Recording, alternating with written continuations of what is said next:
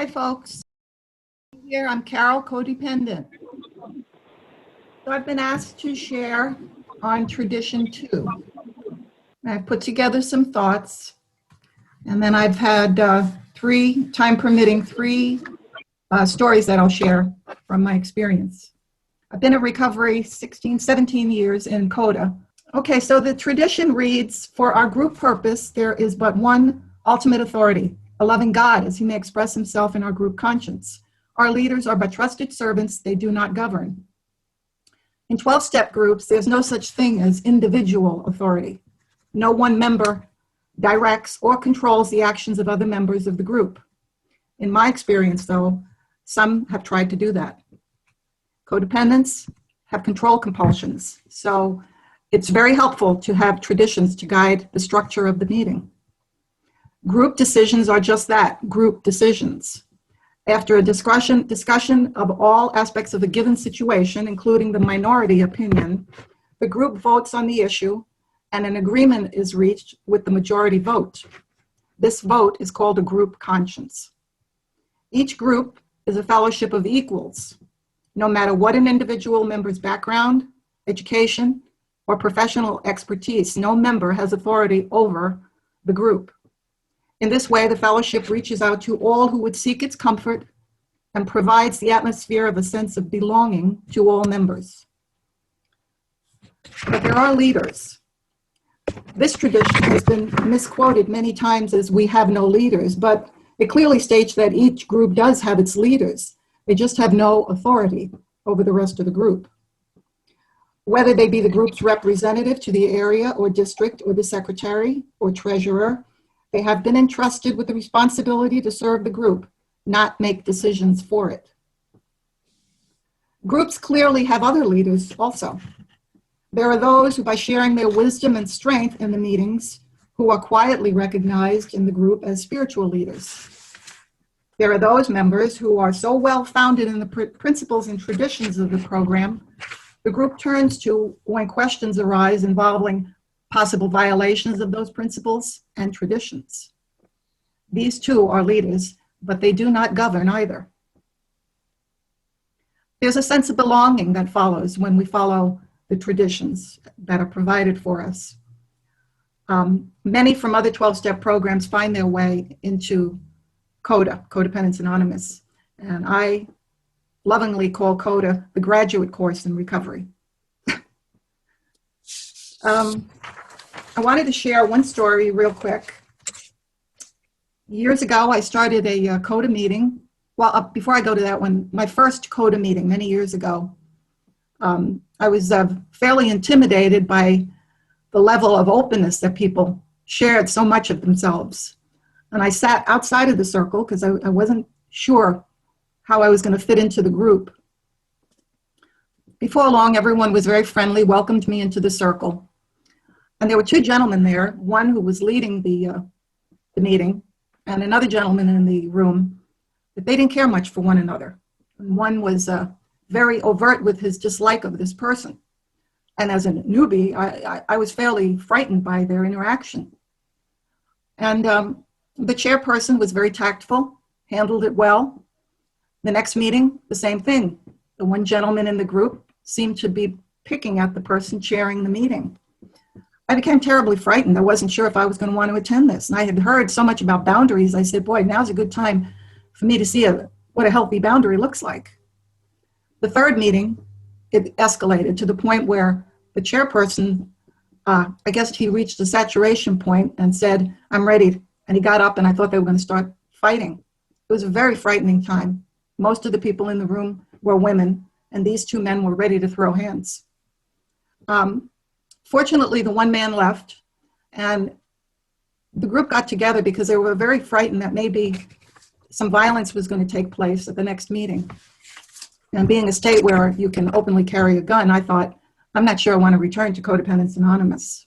So one of those spiritual leaders, a woman with a long time in recovery, decided that we were going to put together a letter and share it, mail it actually, to the person who had the most grievance with the person chairing the meeting. And we basically decided he shouldn't be attending the meeting. He needed to get his emotions under control. And he accepted our advice. But the thing, it was a team effort. And he stayed away. And after about 6 months, he sent a note back to the group asking to want to come back again. And we allowed him to come back. And it didn't last very long before his emotions got the best of him again. So he left on his own. But the lesson for me was how well that was handled. Everybody had a say. The group conscience supported the idea of providing a structured way to approach this. And that set for me an example on how I could handle my own situations that arise. Because there are situations in our life that we find very challenging. We don't really know how to handle them in the best way. Another time I had started a meeting in Coda, here in Anthem, where I live, Anthem, Arizona. And someone wanted to sing in the meeting. I'm not sure what the motivation was, but one has to be very tactful if they're chairing the meeting and saying, we don't do that. Another time, there was a gentleman who didn't share for several weeks. And he decided that because he hadn't shared for several weeks, when it came his time, he was going to spend the full hour giving his share. So he wanted to bank his time. So there are all kinds of personalities that come into recovery. And if we don't follow the guidelines and the structure provided by the wisdom of the traditions, we can find ourselves in pretty dangerous territory. And I also wanted to share that there's a booklet that the committee has put out that I am privileged to participate in a group on Sundays that talks about the 12-piece relationship toolkit. And I found many of the booklets that Codependence Anonymous provides with us to be so special. This one in particular, I'm really getting a lot out of it because it focuses on the traditions. And I'm a fairly structured kind of person. So if I've got something in black and white, I can really dive in and glean some really tremendous benefits on what I can use in my own life. There are things that are part of the structure in a meeting. For example, meeting protocol or etiquette, safety and comfort. And safety is a big one because we have people coming in who have come from all sorts of backgrounds. And the cohesiveness of the group is super important. And it needs to be a safe place. One of the things that comes up is crosstalk. And sometimes that is a very difficult thing to navigate for different groups. But once again, groups get together and they decide as a group on how they want to handle crosstalk or how the meeting is structured. And crosstalk in recovery is when a person gives advice to others who've already shared their stories. The individual might speak to them directly instead of speaking to the group as a whole. It can include interrupting people who are speaking or asking them questions unexpectedly. It can be defined however the group decides it should be defined. Sometimes a group is not for us, and we need to find a place where we feel more comfortable. Sometimes groups become unhealthy. Sometimes folks get a resentment and start their own group, and that's okay too. The most important thing to remember is that the group wants you to share your experience honestly. Generally, we want to speak in the first person and focus on the revelations or struggles that we've had, as well as how we've grown. And that's what I've learned so much from, because so many of the folks I've seen in recovery are so honest. And that's kind of spurred me on to be more honest about what I'm struggling with. Some of the structures that I've seen over the years are some meetings are open and some are closed. There's all different kinds of formats. There are gender-specific meetings, special language meetings. As a hearing impaired person, I know there are hearing impaired meetings where they just strictly use American Sign Language. The thing is, we come to support one another and we learn from one another. The importance of 12-step recovery cannot be overstated. Life has its challenges, and for many of us, navigating it is fraught with difficulty. I found that Codependence Anonymous has provided me with the support, guidance, and friends that have lasted a lifetime. Meetings are a way of life for me. My spiritual growth has empowered me to make healthier choices, and I would encourage anyone struggling with life's challenges to give it a try. Some of the meetings might not be right for you, but keep looking. You'll find a meeting that supports what you're dealing with, and you'll make lifelong friends, as I have. When I first started in recovery back in 1985, I was very shut down. I could barely speak. And they used to go around the table and ask us to state our first name, and I couldn't do that without crying. It was difficult. Fortunately, I had a woman that was in Al-Anon that sat next to me, and her husband, who was in AA, older folks, sat next to me. And they just provided the support for me. But when I think about that time and how far I've come now, where I could do a workshop, I couldn't even speak my name without crying. So this is, recovery is a miraculous program. God works in ways that we can't often see, you know, and he's working for the people we love who are not in recovery as well. They may not know they've got a higher power, but they do. And I have to remind myself of that, because it makes it easier for me to let them go and be on their journey. I needed to be on a journey, and it hasn't always been easy for me. I've been blessed to have a wonderful husband, wonderful, lifelong friends in recovery. The women I've met in recovery, my goodness, I've been truly blessed. So thank you. You know, I haven't seen people in like nearly a year, and it was just felt really overwhelmed. So thank you very much. And Carole, thank you for your wisdom and your insight in tradition too. Some great examples. I learned loads from you then. So I'm not an expert on the steps or the traditions or recovery at all. I'm not an expert on tradition 2 at all, but I will just try and just share my experience of what little, what I know up until this day, because it's taken me a really long time to get my head around the steps, you know, and really applying the steps and understanding who I am in the steps, what my patterns are when I want to be controlling, when fear comes up for me, when I want to try and be punishing because I'm not getting my own way. It's taken me many years to kind of go, oh, I'm doing that thing again. I need to step back, you know, and so this stuff takes time. You know, for me, for this person, it's taken time. I'm like a really slow learner and a quick forgetter. And it's just through, you know, people sharing their experience, going to step groups, going to traditions groups, that I've, you know, learned a little bit. So tradition 2, for our group purpose, there is but one ultimate authority, a loving higher power, as expressed to our group conscience. Our leaders are but trusted servants. So when I joined Coda's step group, we worked through this booklet. I think Carole may have mentioned it as well, the 12-piece relationship toolkit. It's a really amazing booklet. If you haven't had a chance to read it or work through it, it's really practical, and it really shows you how you can work the traditions in your life. Because like someone else was sharing, traditions was this thing that was read out and it didn't really apply to me, and I always get lost in words, you know, words isn't really my thing, and I just thought, oh, that's for other people. But what happened as I, you know, stuck around was, you know, just how beautiful the steps are, like this God-given program. And that really helps me to have a relationship with myself. And then the traditions that really help me to kind of know that there's other people in the world and it's just not me. And I need to get along with these because I want to feel part of. Because my illness doesn't want me to feel part of. My illness wants to separate me and feel small and not good enough, and just be really agreeable.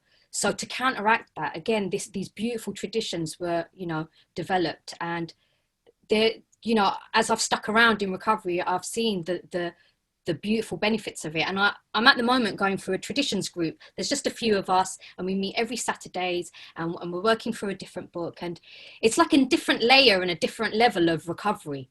You know, it's really kind of learning to put me and myself aside and focus on the principles, really bring higher power in, and how to kind of cultivate unity.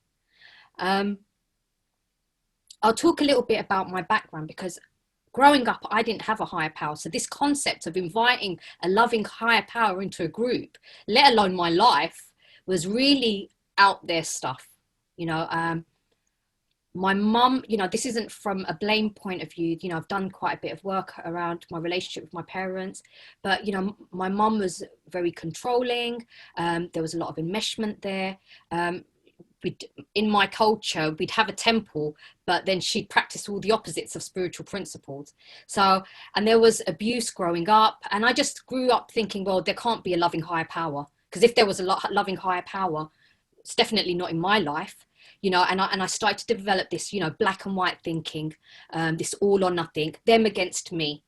And, you know, in my teens, I started to, because of this, not knowing who I was, not receiving the love and the nurture, and not knowing how to cope with that, I was looking for validation and love, firstly in men, then in substances, and then just being such a chameleon. You know, I really lost who I was, you know, who this precious child was, you know, just because I would pretend to be whoever I needed to be to fit into whatever group I needed to be in. And I was really good at it. I didn't even know I was doing it. I was so good at it. And I developed a problem with substance, and it got really unmanageable. And, you know, I eventually found a 12-step program, which I'm really thankful for. But all the substance was doing was really hiding and masking these codependent traits and patterns and behaviors that I had no clue about. So I'm a few years clean in this other fellowship, and I am hitting a nervous breakdown because I'm making these same mistakes, even though I've got the steps. You know, I'm not hearing the language in this 12 steps. And my mother had just passed away, and I felt like I could breathe a bit and look at this stuff. So I knew the 12 steps worked. So I looked for another 12-step group. I was exploring different types, and I walked in. And also coming to that 12-step fellowship, what it did was it introduced me to a higher power. So it was the first time I'd had this experience and started to develop this relationship. So I'm a few years in, and I'm going through this nervous breakdown. I keep making these same mistakes around relationships, romantic relationships. I lose my voice. I feel enmeshed. I feel totally lost. I know the relationship with my mum's got something to do with it. And then I walk into my first ever CODA meeting, and the literature just spoke to me so loudly and resonated to my heart. And I loved how it was so higher power focused, you know, how higher power was going to love me and nurture me. And with the other fellowship, it was quite easy to see how well I was doing in recovery, because I could say, oh, I haven't taken substances for X amount of time. You know, I could measure it. But in CODA, it's really more subtle. And it was really confused, like going from one fellowship to another. I felt like, oh, I'm not going to belong. But I was really loved and held and embraced really quickly. I found an amazing group. If anyone's ever in London, on a Friday night, 7 o'clock, it's called Peeling the Onion. It's a really beautiful meeting. And I went there every week, and I started doing the step group with them, and really subtly, like the recovery works so subtly and so gently. I was starting to book courses for me, like someone that was too scared to do anything, didn't have, like I was booking courses and trying to find out what Bubbly enjoyed doing, and finding out who Bubbly is, and, you know, doing dance classes and doing acting workshops. And this is something that I would never have invested in myself, because it was all about giving to others, you know, being of service, you know, running on an empty tank. And we was working the steps out of the Green Book, and we also did the traditions through here. And, you know, some of the examples I want to give in terms of tradition 2 is, you know, I was a part of this home group, and we'd have group consciences, and, you know, when things would go my way, it was great, you know, it was great. And then I changed groups, and then I started to go to this new group. And I mean, I just want to say this group's really run well. You know, it's really boundaried. It's got really great structure. And I started to go to this other group, and they weren't talking about the steps, and it wasn't very recovery focused. So I thought, I know what I'm going to do. I'm going to bring it up in group conscience. I'm going to propose that, you know, we make it a step meeting. And, you know, there was people in that meeting that had been going to that meeting for like 15 years. And here comes this new kid, like wanting to shake it up a bit. And I got voted out. My proposal got voted out. And my codependency was like me versus them. It was like, you know, and then I wanted to punish everyone for, I mean, this was all internal. I didn't act this out, but I felt really like, well, obviously they don't like me. Instead of thinking, oh, this is the decision about this particular thing, I took it super personally. I was really sensitive. And I just took it really personally, and I couldn't differentiate the proposal from me. There was no separation. And, you know, that was a few years ago. And, like I said, this stuff takes years of having different experiences, and every time I have a little experience, I get to draw upon the steps and the traditions. So moving on a little while, I live with my father. He's in his 80s. In my culture, it's really normal for kids to live with their parents until they're kind of married. And then we have lots of, a generational living. So I'm here with my dad, and we've got 2 spare rooms. So I was like saying to my dad, oh, we've got 2, why don't we get someone in? Why don't we rent out one of the rooms? Make a bit of money, personality in the house. And my dad was really against it. My dad's like, no, this is my home. I don't want anyone to move in. And by this point, initially, I was like, wanting to chuck all my toys out of the pram, because what happens is when I don't get my way, I go into manipulation. I'll wear you down. I'll just wear you down. I won't stop until you give in. Right? But I've learned this now in the steps about what my patterns are. And I've also learned if I don't get my way and you're not budging, I'll punish you. And it'll be really subtle, the punishing. It'll be so, you won't really be able to go, what's wrong? Because it'll be like covert punishing. Like just little things like I won't, like I'll be just really frosty and cold towards you. But I really noticed my growth when I was able just to take a step back and look at, like me and my dad are a group. We are a group living under one household. So his happiness matters to me. If he's not happy with a decision, it will ultimately affect me. He has an equal right to what goes on. I mean, it is his house, but I mean, we equally living here. He has an equal right. Who am I to bulldoze? Because that's what I did. That's what I did in my active addiction. I bullied people. I manipulated them. I controlled the situation to get what I wanted. And what the steps and traditions, this particular tradition has allowed me to do is go, okay, well, I need to hear I might not agree with what he's saying, but I need to listen and hear. And I need to respect that he's also an equal member of this house. And I might not agree with it and I might not like it, but I'm going to accept it because I care. I care about the dynamics. So this wouldn't have happened had I have not heard of people talking about inviting a loving higher in to the group, and trusting the process about, and then, my dad's never worked the steps or the traditions. He's not a codependent. He's just a really nice guy. And, a month down the line, he went, well, why don't we just do an Airbnb and just see what it's like for a few weeks, and we tried it and it didn't work and it was fine. And what I've learned with this tradition is, instead of me trying to control the situation, like give people an opportunity, we're all equal people. We come from so many diverse backgrounds. It is amazing that this stuff works, I also have learned not to react. If I don't agree with something, I've just learned to pause and take it away to my trusted network of people and run it by them. Get a bigger picture of what's happening and trust that my higher power is working through my Fab Five, which includes my sponsor. And, I'm hearing my sponsor, my higher power talk through and give me a better understanding of what's happening. So I don't need to react. I can pause and come back because, I can be quite impulsive when I'm not working the program, and I don't work the program perfectly all the time. I'm not on my A game all the time. When I am and I'm doing all my meditations and my prayers and I'm connecting to people and I'm attending meetings, I find that this stuff comes easier than when I'm not. I find myself responding, not choosing my battles wisely. I'm jumping in the ring. What I've sometimes seen is someone propose something, it be discussed and it be voted. So someone will propose it, someone else will second it, and then it will be voted. But just because something's been voted a particular way, it's not to say that you can't then the following week make another proposal. So, it's all, things are always up for discussion. Nothing's set in stone. And the vote is carried out just to kind of get the majority. That's my limited understanding. I don't know, Carole might want to share her experience.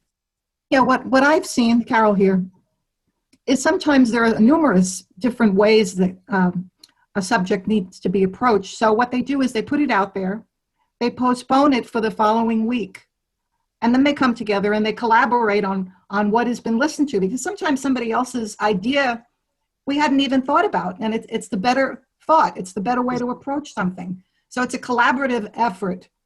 And just taking that extra week or two to think about it brings about tremendous change for the next meeting. So you can table it for another meeting, another time. And as long as I've been in recovery, I'm still discovering things about myself that I was clueless about. I'm observing behaviors that have gotten me into trouble and that I wasn't even aware I was doing. But, you know, when they say we grow in deeper levels of honesty, that's what's happening. Stuff bubbles up and I become aware, oh my goodness. And that's a good thing. And so what better place but to practice healthy behaviors than in a meeting where there is a group conscience. So rather than taking things personally, I'll say, what's the takeaway here? What do I have to learn from this? You know, is there something about my behavior that doesn't feel right? It seems unhealthy. And as my husband says, we can self-assess.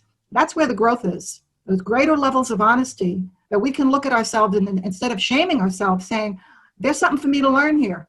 I'm grateful this is being shown to me. And I had a question for Bubbly. Bubbly, how were you able, because I hear a lot of folks have problems finding sponsors. How were you able to find a sponsor for yourself? So I went through the steps and the traditions in my CODA home group. So there was several people that would meet after the meeting. And then I had a co-sponsor. We just journeyed together and we did another round of steps. But it is quite difficult to find sponsors. I found it a bit difficult. But I just wanted to also just say that what I've learned also to do is not be so involved in the problem against them.